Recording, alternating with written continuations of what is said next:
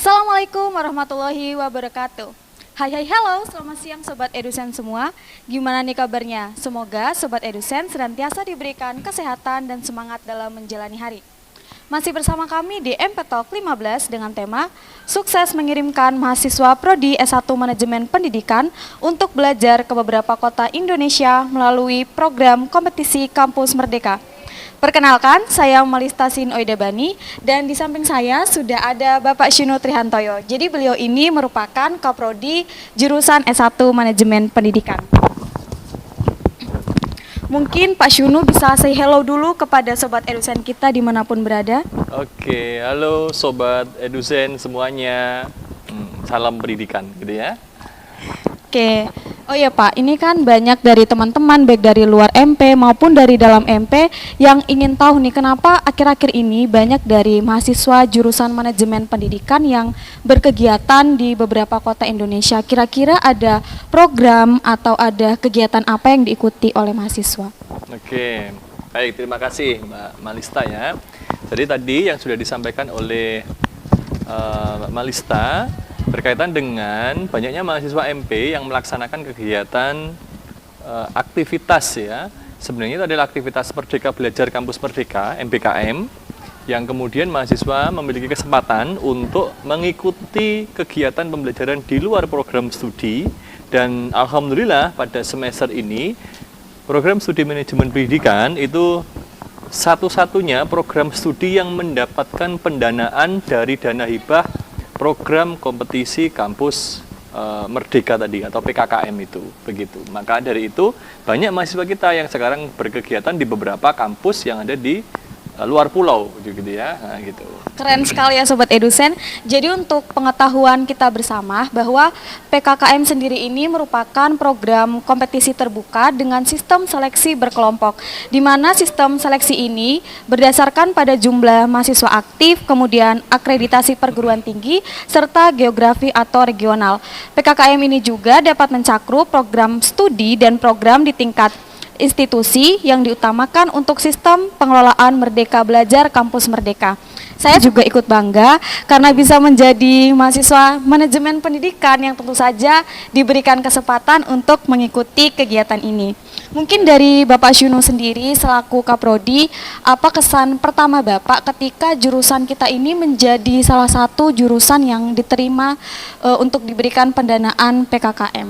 Iya, tentu rasa syukur ya yang pertama kali terucap begitu, yang mewakili kurang lebih nuansa kebatinan gitu ya. Nah, bersyukur karena program studi kita itu mengikuti proses yang cukup panjang begitu untuk mengikuti berbagai tahapan seleksi, dan alhamdulillah dari sekian banyak program studi yang mengikuti seleksi itu kita satu-satunya program studi di level program studi yang mendapatkan pendanaan ini gitu ya. Nah, tentu ini sangat bagus sekali karena memang pendanaan ini secara keseluruhan itu digunakan untuk pengembangan mahasiswa dan juga pengembangan SDM dosen begitu. Sehingga kalau kita lihat di dalam program kita yang sudah berjalan sekarang itu ada 91 mahasiswa yang terlibat dalam kegiatan PKKM ini, dan kemudian kita mendatangkan visiting profesor, visiting lecturer dari perguruan tinggi kelas dunia yang itu masuk dalam QS 100 gitu ya. Jadi perguruan tinggi terbaik 100 di dunia gitu ya. Nah, itu kita datangkan ke prodi kita untuk bersama-sama beraktivitas di dalam kegiatan penyusunan manuskrip klinik untuk Bapak Ibu dosen, sehingga nanti Bapak Ibu dosen juga akan memiliki publikasi yang levelnya, tarafnya itu juga internasional. Nah, begitu. Mungkin Sobat Edusen ini sudah semakin penasaran mengenai program ini ya. Langsung saja kita masuk ke sesi diskusi. Sebelumnya Pak Syunu izin bertanya lagi nih, bagaimana awal mula atau apa yang dilakukan Prodi Manajemen Pendidikan ini sehingga bisa menerima pendanaan dari Kemendikbud untuk PKKM ini? Oke, jadi pertama tentu kita melihat ada informasi dari Kementerian Pendidikan Kebudayaan bahwasannya ada kesempatan program studi untuk mengikuti hibah PKKM ini, begitu ya. Nah, setelah kita mendapatkan informasi itu, tentu juknis yang diberikan dari Kemdikbud, kemudian kita cermati, kita telah secara bersama-sama oleh tim, kemudian kita susunlah proposal itu. Nah, proposal itu didasarkan juga pada yang namanya kekasan, karakteristik, atau bahasanya itu niche dari program studi manajemen pendidikan ini. Nah, kebetulan program studi manajemen kita ini kan memiliki penciri atau niche-nya itu berkaitan dengan penguasaan teknologi, gitu ya, seperti startup dan sebagainya, begitu. Nah, sisi positifnya, karena kita bisa memenangkan hibah itu adalah kita memiliki track record di dalam perumusan kurikulum dan juga capaian-capaian yang sudah dilakukan oleh dosen maupun mahasiswa yang itu mendukung pada niche yang tadi itu. Sehingga kita concern ke sana. Yang kedua, kita memiliki cukup banyak kerjasama dengan lembaga-lembaga mitra kita yang itu bisa mendukung untuk tercapainya program yang kita susun. Sehingga dengan kejelasan program, terus kemudian tolak ukur yang kita gunakan sudah sangat jelas, background atau basic dasar kita melangkah itu juga sudah sangat kokoh, gitu ya. Ibarat rumah itu pondasi kita sudah kuat, sehingga kita dengan cukup percaya diri untuk mengajukan proposal itu. Dan alhamdulillah hasilnya tadi kita mendapatkan pendanaan PKKM itu. Gitu. Baik nih Pak. Berarti proposal itu merupakan salah satu syarat untuk bisa mengikuti PKKM. Iya, betul. Jadi seleksinya itu bertahap. Jadi seleksi di level fakultas, seleksi di level universitas, kemudian setelah proses seleksi itu dan dinyatakan memenuhi qualified, maka kita melakukan pitching anggaran. Jadi penyamaan persepsi anggaran terkait dengan aktivitas PKKM itu, sehingga anggaran yang digunakan atau yang kita usulkan itu sesuai dengan standar biaya masukan yang dikeluarkan oleh Kementerian Keuangan. Jadi sesuai dengan aturan negara semua. Gitu. Untuk tadi Bapak sempat menyinggung dana gitu ya Pak. Nah, untuk dana yang diberikan oleh Kemendikbud ini kalau boleh tahu itu biasanya digunakan untuk keperluan apa saja? Dan bila dana yang digunakan ini tidak habis, apakah akan dikembalikan ke Kemendikbud atau digunakan untuk menyempurnakan proses dari PKKM ini? Ya. Jadi untuk dana, program studi manajemen pendidikan itu mendapatkan pendanaan kurang lebih 470 juta dari kegiatan PKKM ini. Dan kegiatan atau dana itu digunakan untuk aktivitas MBKM mahasiswa tadi itu. Yang mahasiswa kita ada yang berkegiatan dari beberapa wilayah ya di Indonesia ya. Ada yang di Gorontalo, ada yang di Padang, ada yang di Jakarta, Jogja, Bandung, Lombok gitu ya. Terus kemudian ada yang di Bawean. Nah, itu semua mahasiswa kita biayai untuk tiket pulang perginya, terus kemudian mereka akan mendapatkan bantuan biaya hidup per bulan selama 3 bulan. Terus kemudian aktivitas kedua yaitu adalah visiting professor sama visiting lecturer itu dari University of Malaya, Malaysia. Jadi ada Prof. Faizal yang kemudian datang ke kita secara luring gitu ya. Yang kedua ada visiting professor adalah Prof. Tony dari University of New South Wales, Australia. Jadi dari Australia datang ke Surabaya bersama-sama dengan kita, kemudian beliau kembali lagi ke sana. Nah gitu ya. Jadi itu ya aktivitas yang kita gunakan dari proses pendanaan PKKM ini. Dan alhamdulillah bulan lalu kita dilakukan Monef dan sejauh ini apa yang kita rencanakan itu sudah on the track. Artinya 100% itu memang digunakan sesuai dengan rencana kita.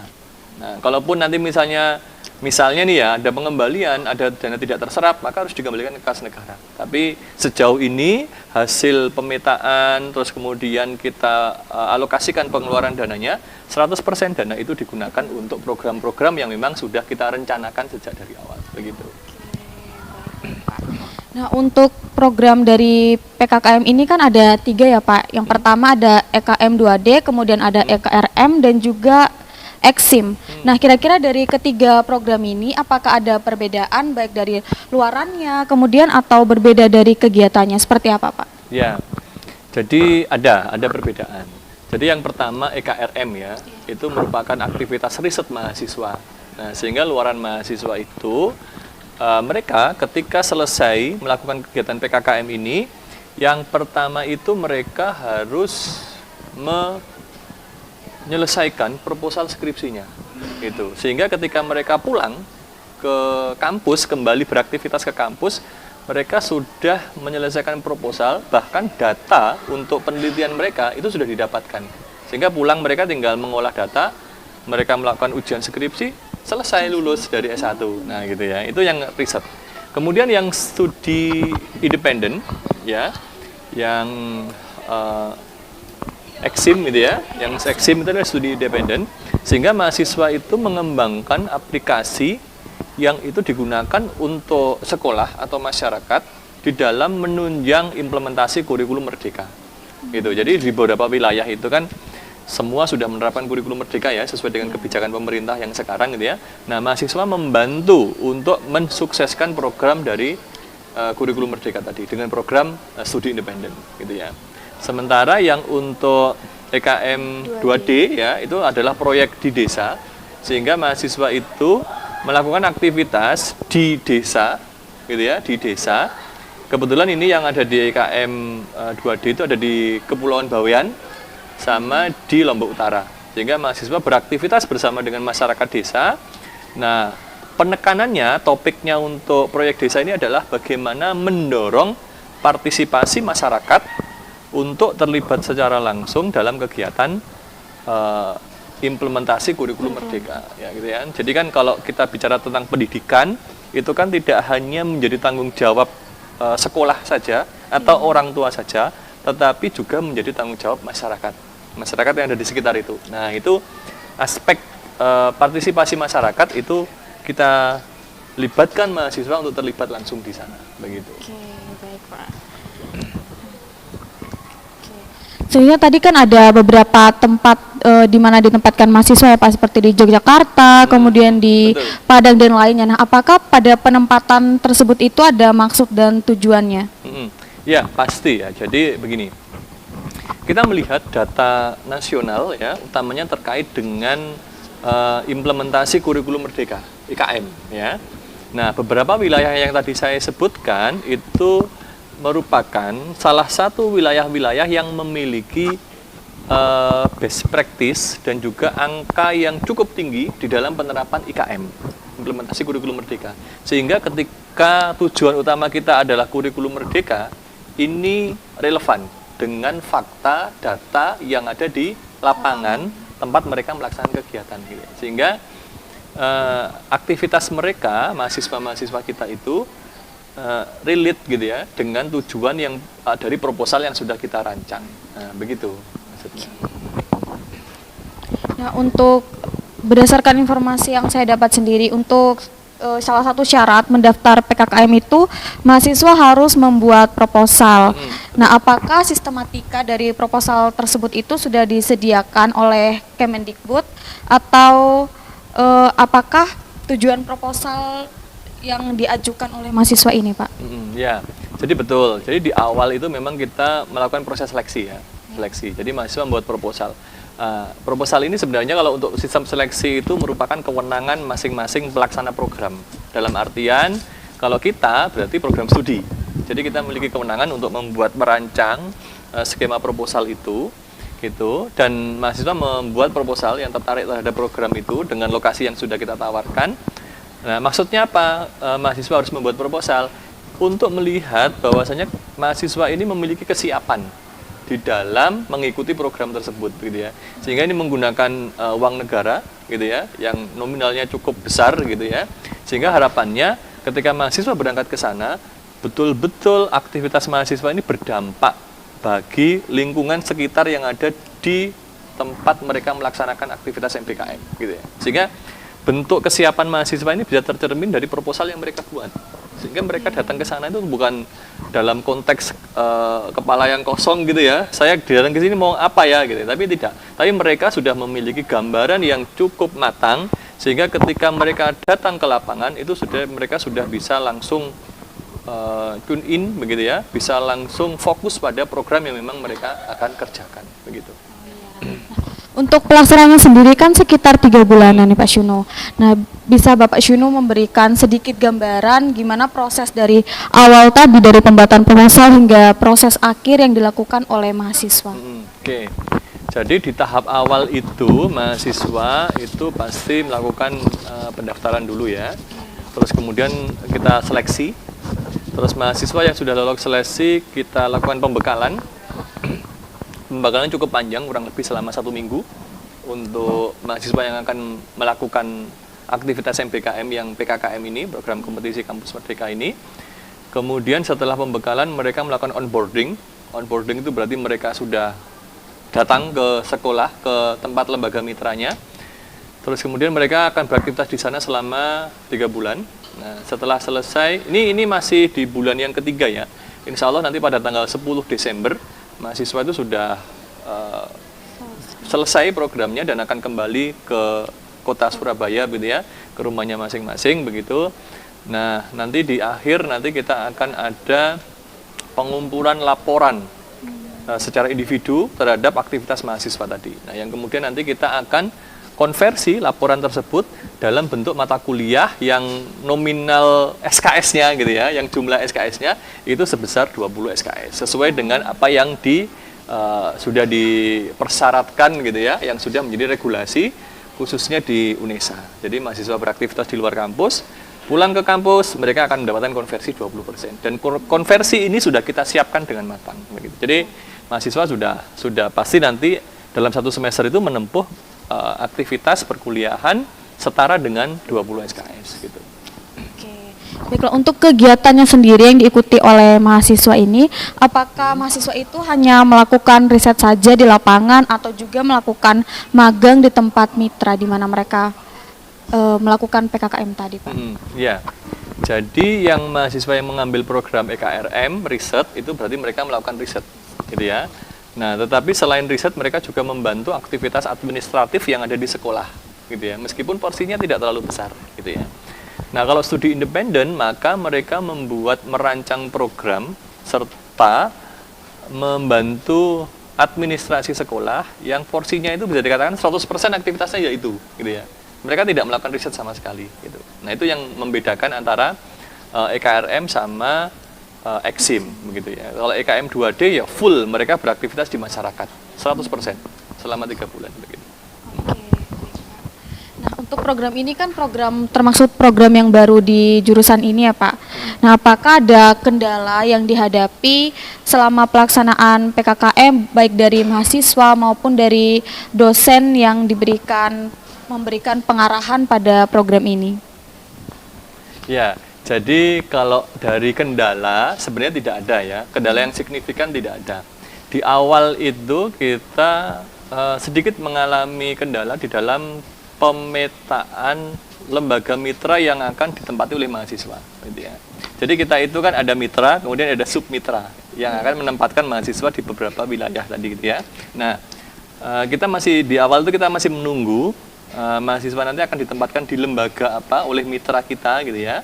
Dan itu bukan kendala yang cukup berarti gitu ya, itu kendala yang biasa dihadapi di lapangan gitu ya, dan bisa langsung terselesaikan dengan hadirnya DPL, dosen pembimbing lapangan. Jadi kita kan membagi Bapak Ibu dosen itu menjadi DPL di beberapa lokasi lembaga mitra yang ditempati oleh mahasiswa, dan peran DPL sangat bagus sekali gitu ya, sangat bagus sekali sehingga bisa menyelesaikan beberapa hal-hal kecil yang jadi kendala dan itu bisa terselesaikan gitu.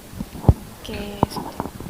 Mungkin Pak, ini pertanyaan yang terakhir tapi tidak kalah penting nih Pak, yaitu apa harapan dari Bapak sebagai Kaprodi untuk jurusan kita manajemen pendidikan yang saat ini mengikuti program PKKM ini, baik untuk jurusan maupun dosen, mitra dan juga mahasiswa terkait ikut serta dalam PKKM ini? Oke, ya. Tentu harapannya adalah kegiatan ini akan terus berjalan ke depan gitu ya, dengan ataupun tanpa pendanaan dari PKKM gitu ya. Artinya kita sudah bisa melakukan aktivitas secara mandiri gitu ya.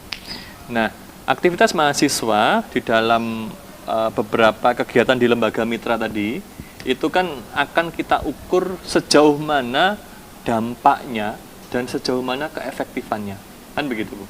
Nah, sehingga kita tentu sangat berharap meskipun mahasiswa sudah tidak berada pada lokasi-lokasi penempatan tadi, tetapi program yang dijalankan oleh mahasiswa itu akan terus bisa dilaksanakan sustainability-nya, gitu ya. Jadi keberlangsungannya itu terus berjalan begitu.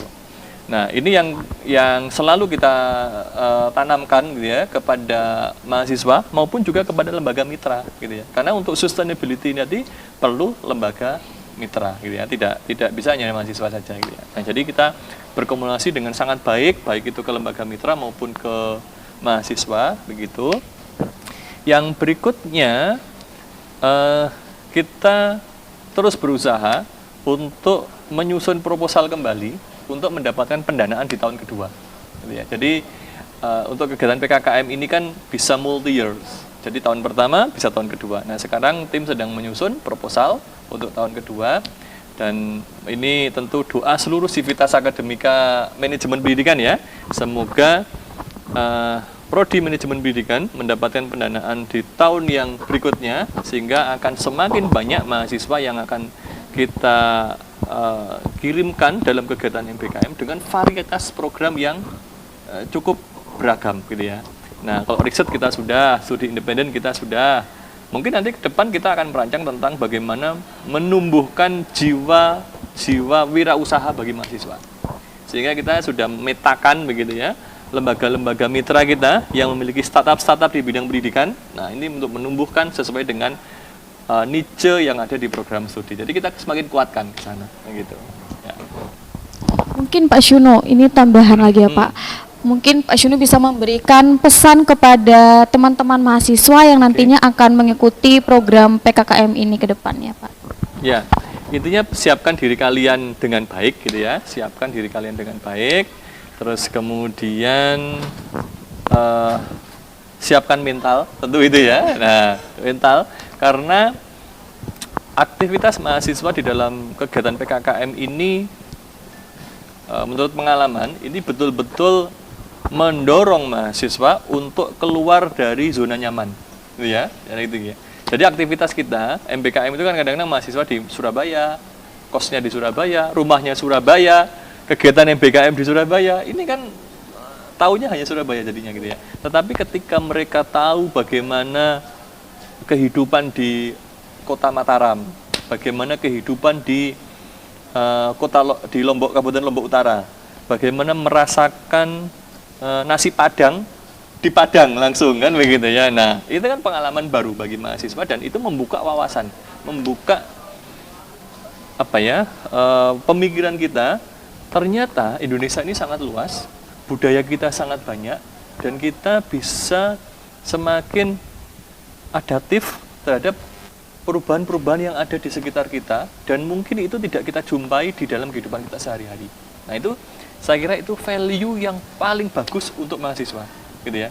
Seperti Malista. Malista ini kan dari Papua ya. Iya. Dari Malista ini dari Papua. Ini mahasiswa MP dari Papua datang ke Surabaya, budayanya sama atau beda? Beda kan, betul. Jadi kalau misalnya orang Surabaya, mahasiswa Surabaya, kegiatan juga di Surabaya, belum pernah merasakan nasi Padang di tanah Padangnya langsung, nah itu kan kurang. Padahal itu ada kesempatan yang dibiayai oleh program studi ya, melalui pendanaan tadi itu. Ini kesempatan yang sangat bagus bagi mahasiswa, maka manfaatkanlah kesempatan itu dengan sebaik-baiknya, begitu. Ya. Tidak terasa ya teman-teman, kita sudah membahas, sudah sharing-sharing bersama Kaprodi kita, Bapak Syuno Trihantoyo, mengenai PKKM yang dilaksanakan oleh mahasiswa manajemen pendidikan, yang tentunya untuk Sobat EduCenter sendiri pasti memiliki kebanggaan terhadap jurusan atau prodi manajemen kita yang telah berhasil mendapatkan pendanaan pada program PKKM. Saya juga mengucapkan terima kasih kepada Bapak Syuno yang telah bersedia hadir di MP Talk kali ini. Semoga kita bisa bertemu di MP Talk selanjutnya dengan pembahasan yang lebih menarik.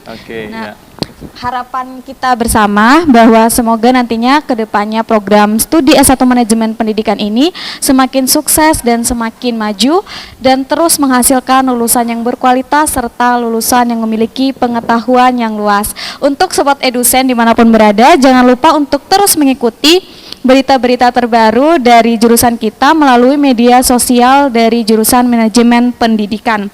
Baik, sekian MP Talk 15 kita di hari ini bersama Bapak Syuno Trihantoyo. Sampai jumpa di MP Talk selanjutnya dengan pemateri yang hebat pula.